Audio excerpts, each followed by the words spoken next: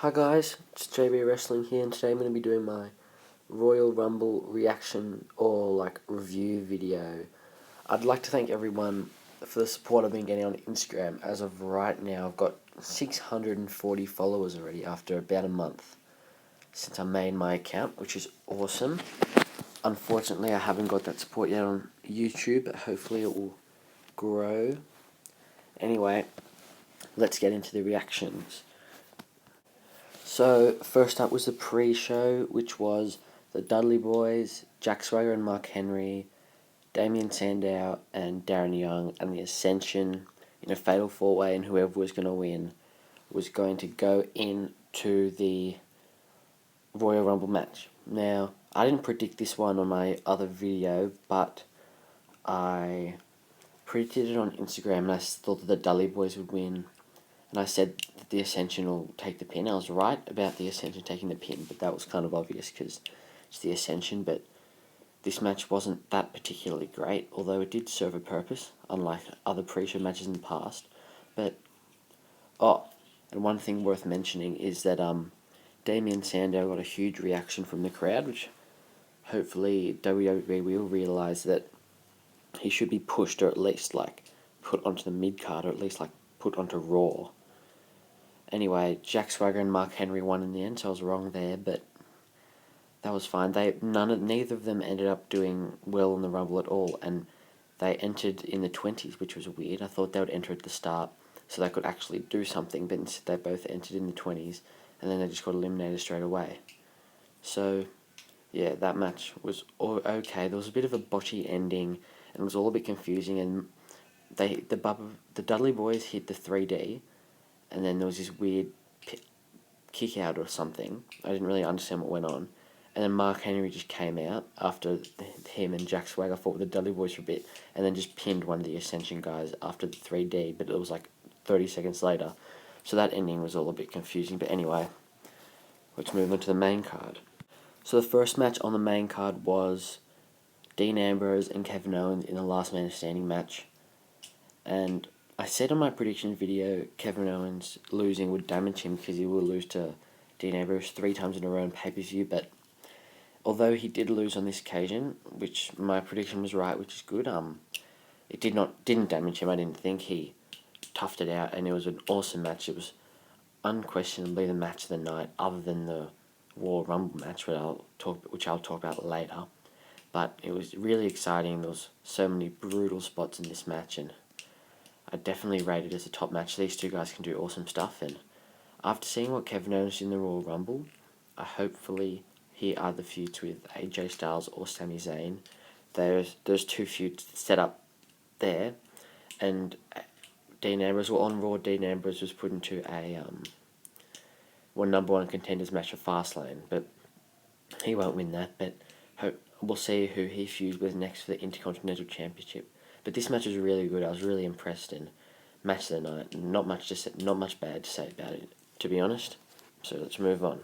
Okay, next up on the card was the tag team title match between the New Day and the Usos. I can never say that properly. I didn't catch this one. I didn't watch it, but what I heard and what I read is it wasn't that exciting. The feud has been very repetitive, and although the New Day are really good, they just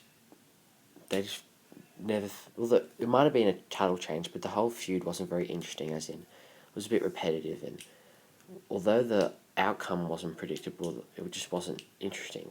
So the wrestling was okay, and the New Day were entertaining, as they always are, but the match the whole feud and the whole build-up as a whole just wasn't that interesting. And the debut of the New Trombone was good, but how Chris Jericho was involved, and then he just wasn't.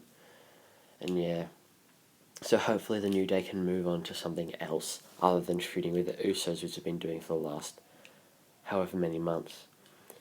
Yeah, so hopefully they can move on to something else.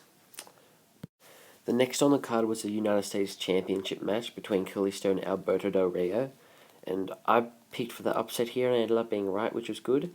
WWE did make the right decision in the end by putting Kalisto over, and he will hold the title at least until Fastlane, but you think until WrestleMania. Yeah, Anyway, I just think I didn't think there was any point in Callisto winning it, and then Alberto Del Rio winning it back, and then Callisto winning it again. What they should have done is Callisto beats Alberto Del Rio in a non-title match as he did, and then the feud continuates, and then eventually Callisto says, well, maybe Callisto says, I didn't want a title match, and then Alberto Del Rio refuses and he gets beaten down and all of this kind of stuff. And then they have the first title match at the Royal Rumble that Callisto wins instead of all this back and forth thing, because that was all a bit annoying. But anyway, Callisto's getting his push. It happened. They made the right decision in the end, so hopefully after the rematch, and if Alberto Del Rio wins a rematch, that'll be very disappointing, but hopefully Callisto can move on to feuding with someone else, and he can have some good matches, so hopefully it'll move on to something good, something better than this current feud, which I imagine it will.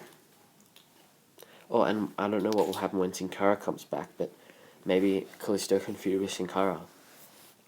They can split up and stuff. That would be good. Okay, let's move on now. Final match before the Royal Rumble match was a Divas Championship match, and this match was good. It wasn't amazing, but it was good. They can definitely perform better than what they were given, like Becky and Charlotte. So Ric Flair once again took the attention and did some weird things, and that wasn't really necessary, but it was the same kind of finish as all the other title matches between Becky and Charlotte have been, which is like a bit of a screwy finish. And so, and Ric Flair got a bit too involved in Charlotte's character, although she's better than her old character as the face. It's a bit odd. And, well, it's not odd, it's just just pretty much the exact same as Ric Flair, so hopefully she can develop a bit more.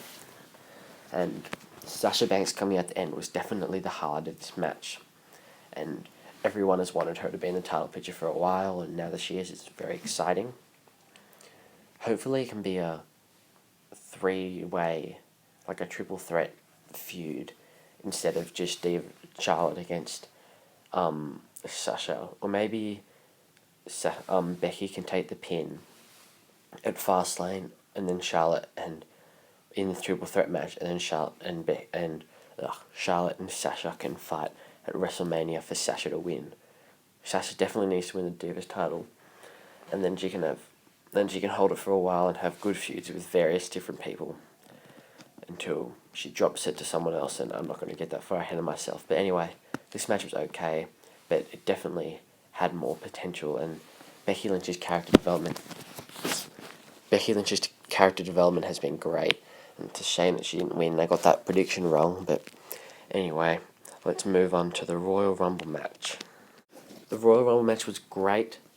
I thought it was very, very entertaining, and it served its purpose.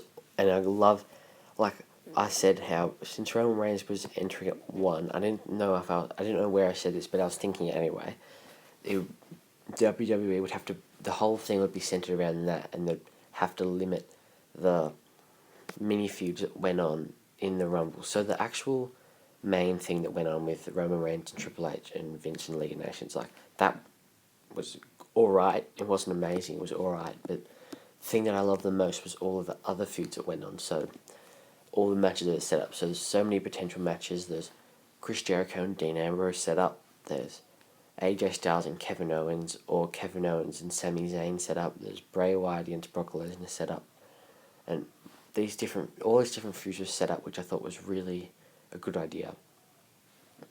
So now the only surprise entrants were AJ Styles and Sami Zayn. Sami Zayn was a really good surprise entrance, and he's eliminated Kevin Owens, which was great. But AJ Styles was the main one to talk about, and him entering at number 3 was so unexpected. If he didn't enter at number 2, maybe, or enter at number 30, but number 3. But it definitely caught everyone by surprise, and it was sort of a bit of a shock, is this actually happening? But it was, and it was great. And he lasted his fair share, and he didn't win, and maybe that annoys some people, but he should be fine. It's not too damaging for him not winning. So hopefully WWE can book him well into the future so he can get involved in a title and have some great matches, because he can definitely carry some people. Hopefully he's just not fed to Roman Reigns, is more like to put on great matches with Roman and just lose, because that would just be very annoying, and I can imagine lots of people get very frustrated with that. Anyway, to the finish, Roman Reigns wasn't eliminated last, which was a bit of a change-up, but I really wanted him to be eliminated by AJ Styles at the very start. That's what I was hoping for. And him leaving and then coming back, it was very reminiscent, although I wasn't like watching that, of 1999 Royal Rumble. I've heard, and they tried to copy it, and although it was fine, I found it was just a bit of a cop-out, just to have him in there and then leave, and then come back near the end, like, just sort of a way to have him resting, because he wasn't really that injured, to be honest. And yeah, I just thought it was just a bit of a cop-out, and it ruins the whole point, like, and the bit of a plot hole, because if Mr. McMahon wanted him out, he wouldn't just beat him up, he'd eliminate him at the start, get the whole League of Nations going and eliminate him. That would make a lot more sense. Anyway, Triple H winning, it was predicted by many people, and he was the firm favourite to win, and he did. He'll be fine with the title. Roman Reigns win back at WrestleMania. I reckon that's all pretty clear. It's fine. It's a good story and it makes sense, but it's like not unpredictable at all. But they'll be able to put on a decent match. And yeah, so overall, I really enjoyed the pay-per-view. I didn't watch the whole thing in its entirety. I don't have the WWE Network to be, yeah, but so I watched little snippets.